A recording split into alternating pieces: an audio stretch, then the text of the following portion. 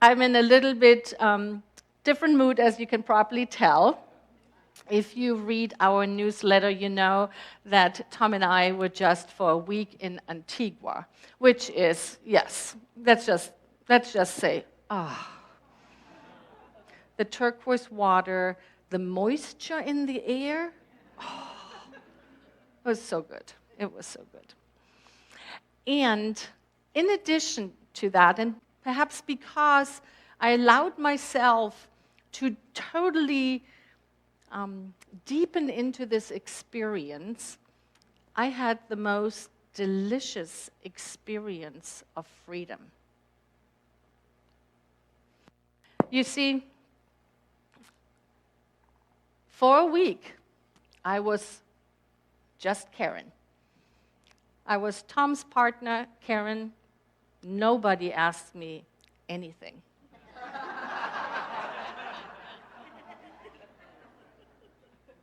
Not once was I put into a position where I felt like, I should know this. It was incredible, incredible. And so, no surprising then, of course, when I started to prepare for this talk today, it is letting go, a new way of being together. I was like, well, isn't that interesting? Because as you know, for this year, for the first time, we are actually using the global theme of Centers for Spiritual Living. All over the world, centers just like ours are having the same title today. And each of their speakers, ministers, does with it what they are called to do.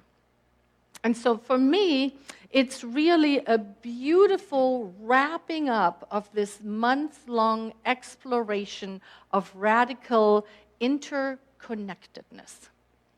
Radical interconnectedness. And we had some wonderful explorations. A couple of weeks ago, we really took a look at the four kingdoms, or the four stages of consciousness they are often referred to.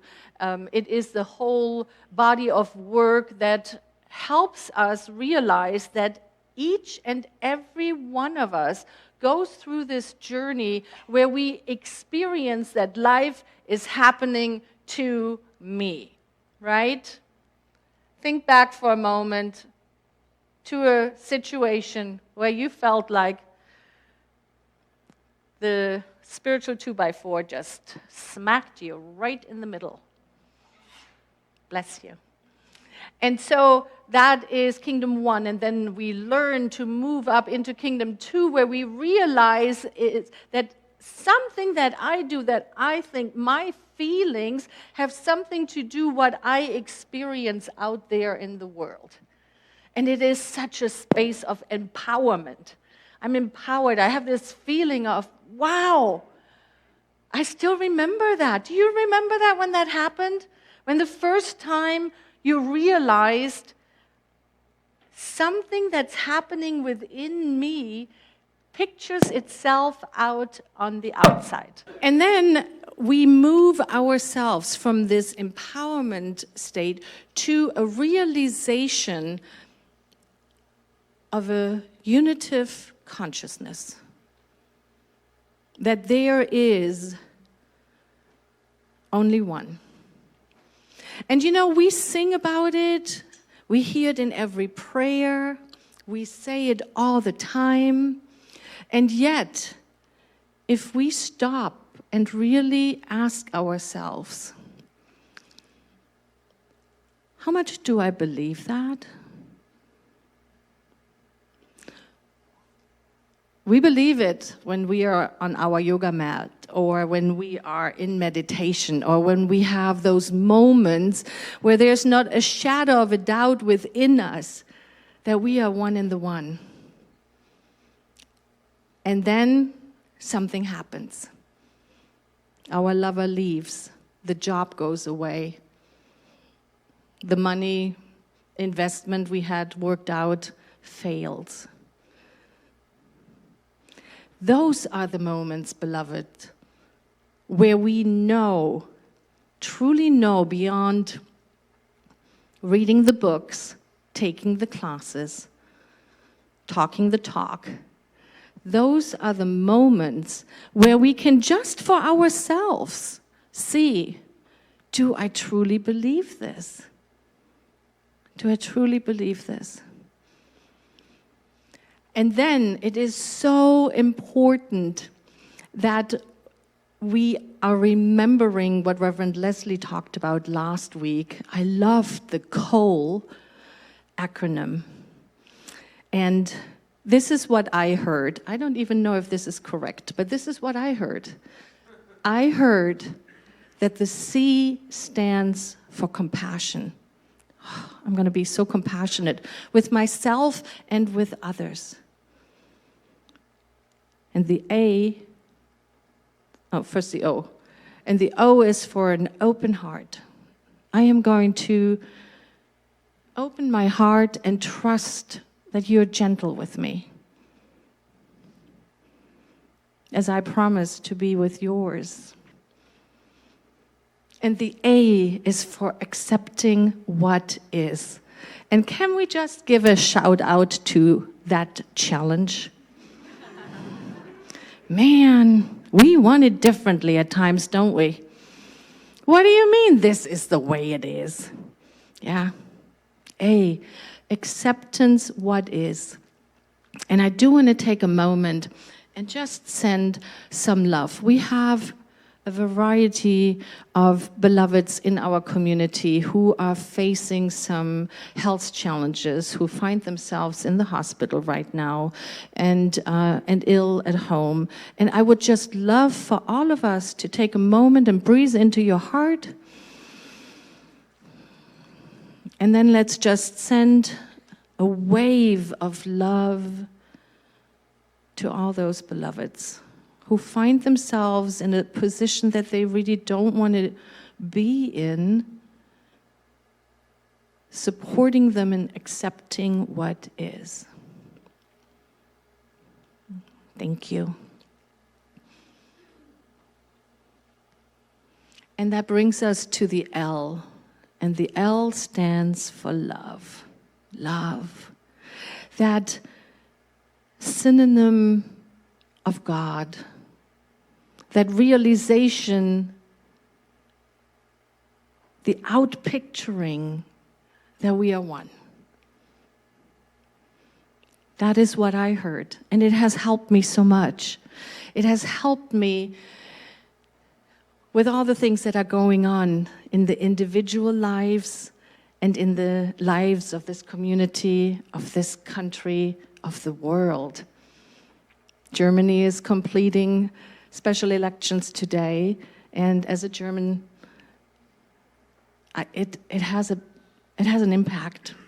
And I want to take just a moment and really acknowledge there's so much going on in the world, if it is in your individual experience or broader experience, that we have to give it some time, some space to be. Yesterday, I officiated a celebration of life for a very young man who died in a car accident last week. And his mom said that just the week before, they had been talking about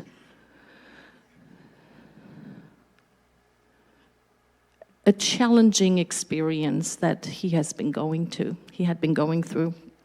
And she said they talked about this meditation by Marcus Aurelius.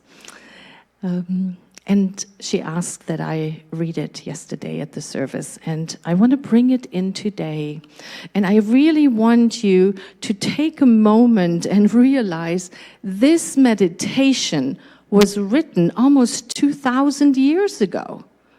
Marcus Aurelius was the Roman emperor in 160, something like that, a long, long time ago. And here's what he said.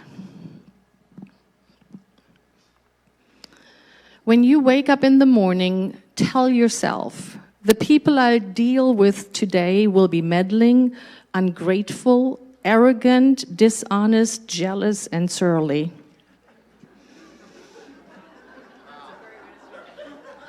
I'm not making this up. You can Google it. They are like this because they can't tell good from evil. But I have seen the beauty of good and the ugliness of evil. And I have recognized that the wrongdoer has a nature related to my own, not of the same blood and birth, but the same mind, and possessing a share of the divine. Right there, the wrongdoers have a share of the divine. You know why? Because all of us are one in the one. Not just the ones who look like us, act like us, have the same privilege as us, vote the same, love the same. No, all people. All people possess a share of the divine. And so no one of them can hurt me. No one can implicate me in ugliness. Nor can I feel angry at my relative or hate him. We were born to work together, like feet, hands, and eyes, like the two rows of teeth, upper and lower. To obstruct each other is unnatural. To feel anger at someone, to turn your back on him, these are unnatural. Almost 2,000 years ago. Yeah. And so for me, what that really speaks to is to that reading that we heard earlier, right? The two wolves. Which one do I choose to feed? We are a faith tradition that is very clear that we are a divine being having a human experience. And I don't know about you, but sometimes those two have a little conversation within me, right? There's the divine Karen that is just one in the one, feeling it, knowing that whatever is happening is for the ultimate highest and best. And whoever shows up in unskilled behavior is dealing with their stuff, but ultimately we're all doing the best we can with what we got. And then there's the human Karen. And I'm going to tell you, that is not acceptable.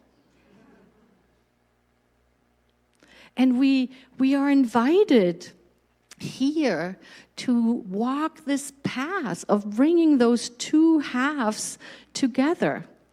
And if we take this work, this spiritual work, serious, if we allow it to go deep within us, we are going to discover some biases. We're going to discover some judgments. We are going to discover some thoughts of separation.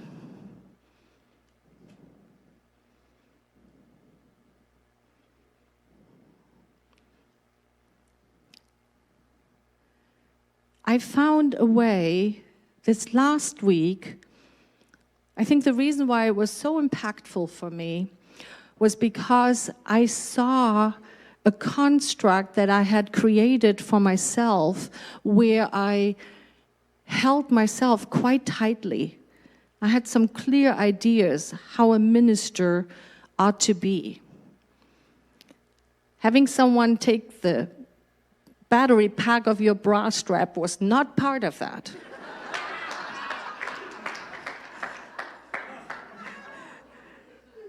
And yet, that's what happened. That's what happened. And so here is what I learned.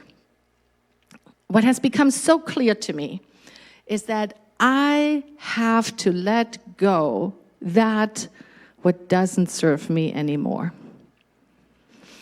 When we were in ministerial school, I think I've told this story before, we had a great teacher, Dr. Ken Gordon, who was very involved in the Centers for Spiritual Living. At a time, he was the spiritual leader of this whole organization. And in one of the classes that he taught, he shared that once a year, he goes away into a quiet cabin somewhere, and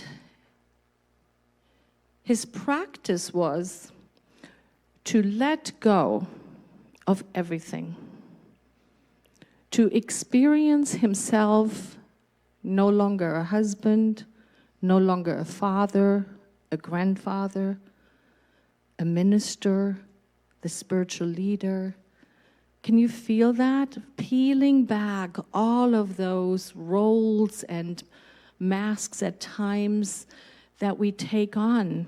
And he would do that to come to the place of the I am. Of the I am. The place where nothing is needed, where all has already been given, where we don't question that we are one in the one, where we don't even have to sing it or say it, where we know it. Whenever I thought about that, I was very clear, that is not my path. The thought to be alone in a cabin in the woods, no, I can't do that. I found this stripping away, being amidst 60 people who had come to this island for a destination wedding, jumping off the top ceiling, top floor, top deck, thank you, Tom, top deck of a party boat into the turquoise water. That's where I was like, wow, this is cool. And so I'm telling you this because this experience of stripping away all that you have added is individual and very different. I am not seeing everybody here wanting to do that. I don't see everybody here wanting to go into a cabin for an extended period of time alone. But I do know that we all have to find a way to get ourselves out of our construct. And so here's a little experiment. In the seat pocket in front of you, you will find a 3x5 card, and the front row is getting it passed out. If you don't have a 3x5 card, if you raise your hand, our beloved Judy is passing them out. At home, grab a piece of paper.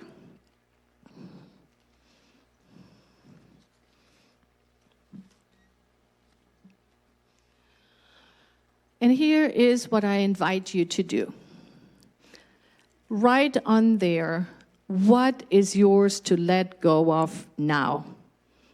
What is yours to let go of?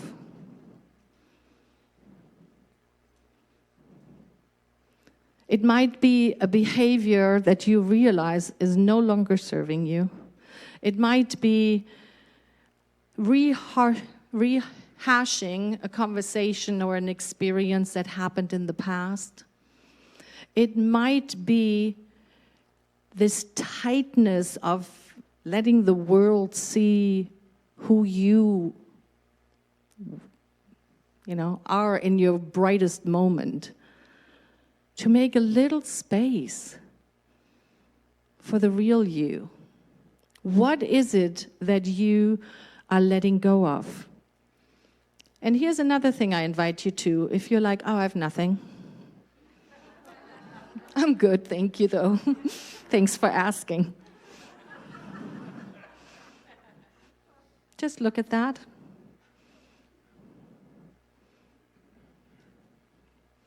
What are you letting go of? And when you have that written down, and sharing pens, perfect. And then we're going to do something that's going to go against a lot of people's comfort. I'm going to write down what I'm letting go, and then I'll show you what I want you to do with it.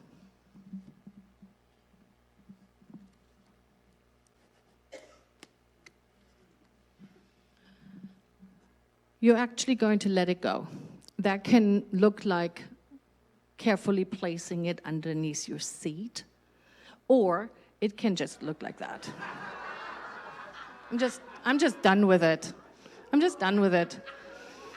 I promise nobody's going to get hurt. But remember the freedom when we graduated and we threw our heads into the air? We're letting it go. Yes. Yes. That's embodying it. Great. We had an embodiment. Row 1 had an embodiment. I hope you gave yourself the gift to do that. And if something else came up for you in that little exercise, in that little invitation, promise yourself to be with it this week. What is it in me that doesn't allow for that which would support me to release, to come up and be released? Why am I holding on? And so, I believe there's a slide of our beloved Dr. Ernest Holmes. I forgot to print the slides, but look, there it is. Love overcomes both hate and fear. Love does not overcome hate and fear through controversy, argument, or force, or by a Sunday talk. No. It overcomes it by the subtle power of transformation, transmutation, and sublimation. What all that means is, we, beloveds, we have to be brave enough to allow this community, this teaching, life to change us. We have to be brave enough to allow something new to take place. Because the transformation is not telling someone else they need to change. It is only for ourselves. It is invisible in its essence, but apparent through its act. Please join me as we take a moment and allow in your mind's eye this transformation to take place.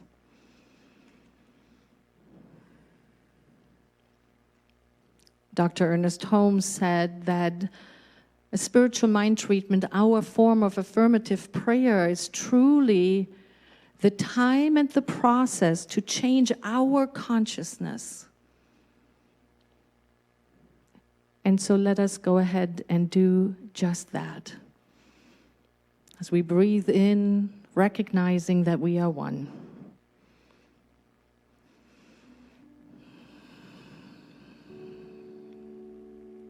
Allowing anything to fall away that does not serve our highest and best.